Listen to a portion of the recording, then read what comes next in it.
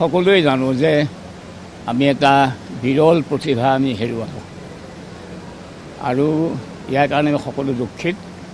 এতিয়া মই ব্যক্তিগতভাৱে তেওঁৰ আত্মাৰ সদ্গতিৰ কাৰণে মই ভগৱানৰ ওচৰত প্ৰাৰ্থনা কৰিছোঁ, য'তে থাকে তাতে চিৰশান্তি লাভ কৰক।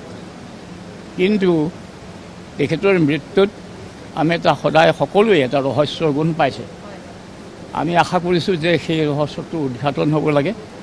আৰু এটা কথা যে অসমৰ মুখ্যমন্ত্ৰীৰ ওপৰত মোৰ বিশেষকৈ আস্থা আছে, গতিকে মই ভাবোঁ যে তেখেতৰ নেতৃত্বতে এটা সুবিচাৰ আমি পাম আৰু সুবিচাৰ পালেহে মই ভাবোঁ যে জুবিনৰ আত্মায়ো শান্তি লাভ কৰিব।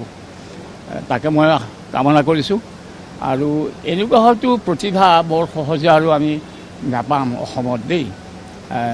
এটা কথা আমি মন কৰিছোঁ যে যিসকল প্ৰতিভাৱান লোক বৰ কম সময় জীয়াই থাকে, জ্যোতিপ্ৰসাদ জীয়াই আছিল ৪৮ বছৰ, বিষ্ণুৰাভা জীয়াই আছিল ৬০ বছৰ। অসমৰ যিগৰাকী প্ৰথম গ্ৰেজুৱেট, যিগৰাকী ভাৰতবৰ্ষৰ প্ৰথম ICS আমাৰ আনন্দৰাম বৰুৱা, তেওঁ আছিল মুঠে ৩৯ বছৰ। এনেকৈ মই দেখিছোঁ প্ৰতিভাৱান লোকসকল বৰ কম দিন জীয়াই থাকে।